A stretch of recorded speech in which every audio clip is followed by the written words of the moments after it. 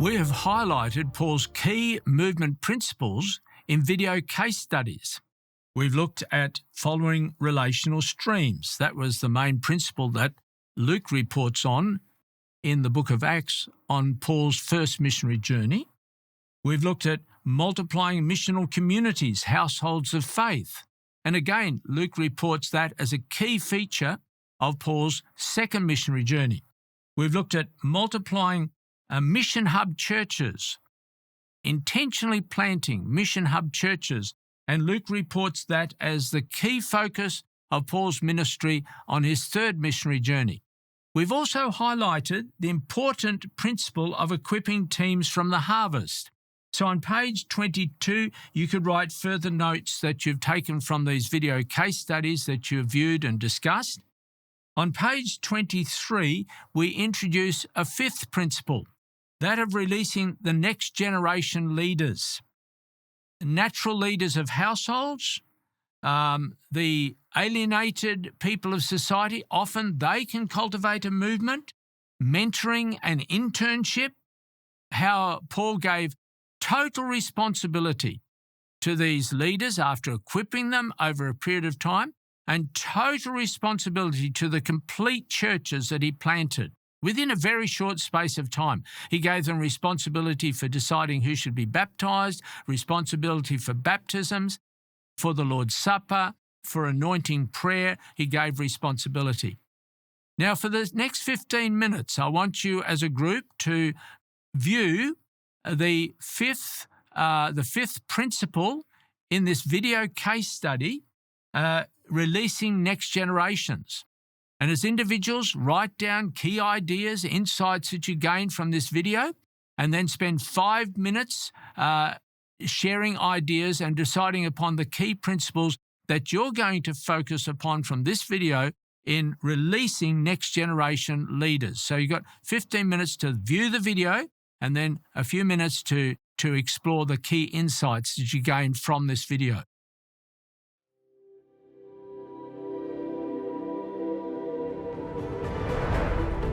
Following the Apostles' Vision explores the New Testament letters to discover key principles used by the Apostles in multiplying disciples and planting churches to cultivate God's kingdom movement. Even for Paul, the message was simple. Jesus died, but is alive. He has ascended, but is present by his Spirit, and he is coming again.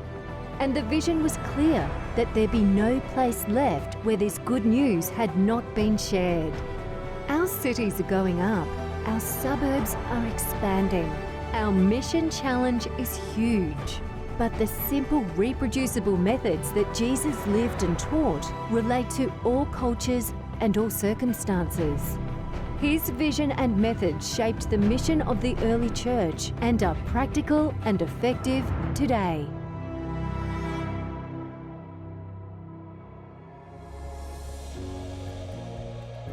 In this fifth episode, we explore the big movement idea of releasing next generation leaders. Peter Rowenfeld, the author of Following the Apostles' Vision, returned to the Western Plains, 400 kilometres west of Sydney, to where he served almost 50 years ago. He wanted to catch up with Ron and Nida Jones. Back then, they became believers in their hometown of Wellington, and Peter handed on faith and leadership to them. Peter also caught up with Kerry Hawkins, a farmer from those days who teamed with him in sharing faith, and talked with the current pastor Jay Pulalisi about empowering the next generation of disciple makers and leaders.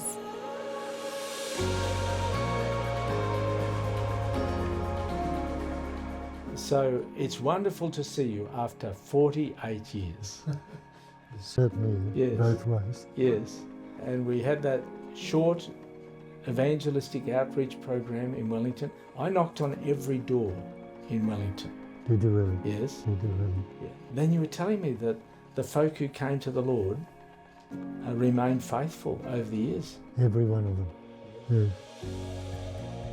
Do you remember the night that I called really late at night and I stopped in front of your house and I said, Lord, if the lights are on in the lounge room, I will call in. The lights were on in the lounge room, so I came to the door, opened the door, and you were troubled. And so I said, I think just a week or so ago, you said, we're following God. I said, but now you're troubled, because when you're in this valley, you're not sure what to do, you feel troubled by it. And so we prayed together, and the next week, you were back to worship. I went home that evening and I said to Judy, I think we've found the leaders for the new group that we're going to plant in Wellington. Looking back, I realised that maybe this was the Spirit of God impressing me with the fact that here were people who were local, you were quiet, natural leaders connected to the community.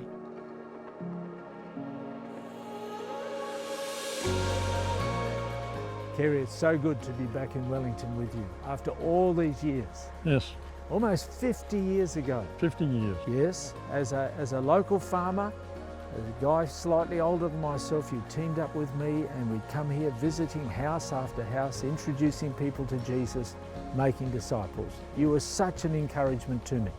Yes, that applied both ways, Peter, Yeah. because it enriched my experience with the Lord.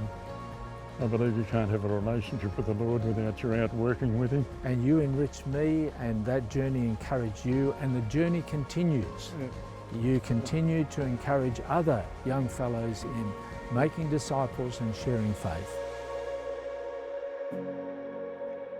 First time my wife and I arrived here to Dubbo, this was the first face we saw and welcomed us in. And I didn't know that he was going to be a real blessing in my life in the ministry as well. Yeah, I appreciate Jay so much, and his outreach to young people is just something that I've never experienced in my church life before. It's working so successfully. I'm really lucky to have a senior guy with me to share his wisdom and knowledge with me and to guide me in my ministry.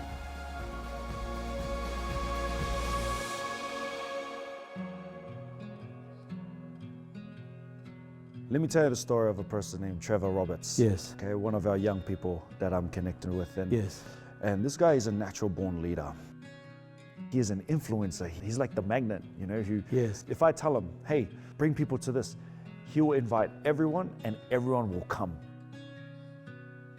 I'm Trev, I'm a fourth generation farmer here at Mumblepeg. Family's owned the farm since 1910.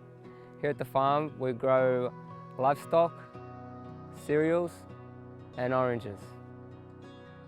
And to me, this is a really great story because I knew your grandfather, Lockie Roberts. And when I came into this area in the Western Plains, Dubbo, Narromine, Gilgandra, Dunedoo, these areas in the fairly early 1970s, your grandfather Lockie was here at Mumblepeg. And just about every Friday evening, I'd get a phone call from him. And I'd say, Lockie, how is it? He'd say, how do you know it's me? Nobody could miss Lockie's voice. No one had told him to, but he was clearly encouraging. He just naturally wanted to encourage this young fellow who was in this area. And then I saw others mentor your dad, Trevor, as well.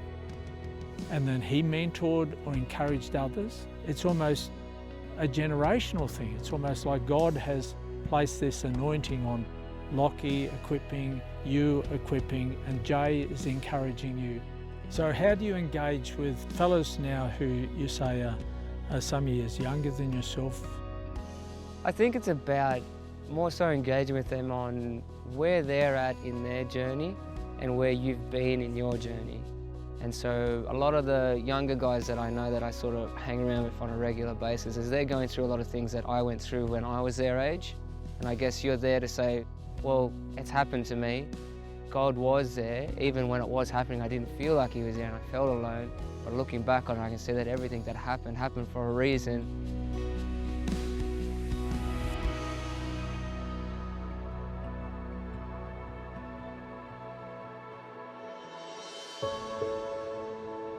So how have you found it coming to Dubbo? Well, it's definitely a big change coming from the big city of Sydney. When my wife and I walked here on our first Sabbath, very warm and welcoming church, and we absolutely love this church. But when we looked and observed, there was a big generation that was missing, and that was the young people. Right. And God knows my heart, one of my passions in ministry is young people. And so my wife and I and the church decided to start praying for the harvest. And we started engaging with some young people here in the community. So you're talking about engaging with young adults outside of church. Outside of church, yes. Yeah. And one of my first contacts that was brought forward to me was two young men who came to play footy here in Dubbo. And we connected over a meal. And so we ate and we shared our stories, and then they shared their interest in wanting to learn about Jesus. And week after week, they started inviting their friends, and their friends started attending as well. And now we've got this foundational Bible study group of young men. Right. We call ourselves the Back-to-Back Brotherhood.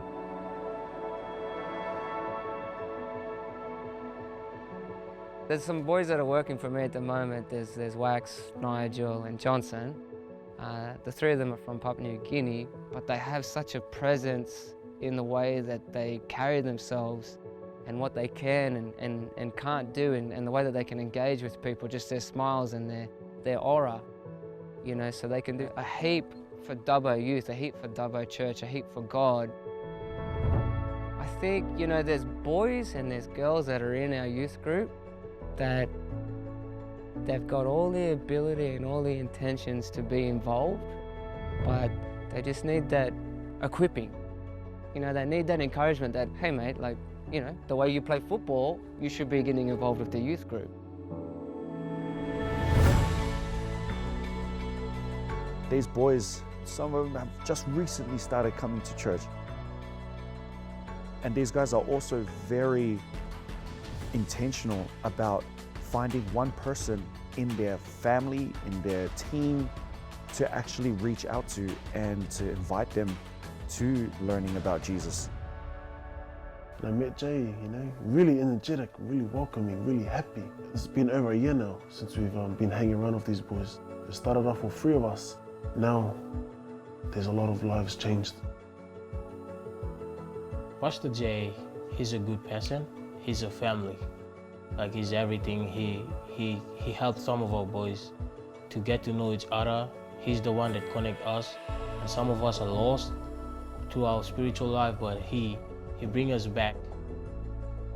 You know, this group is like, I'm home away from home.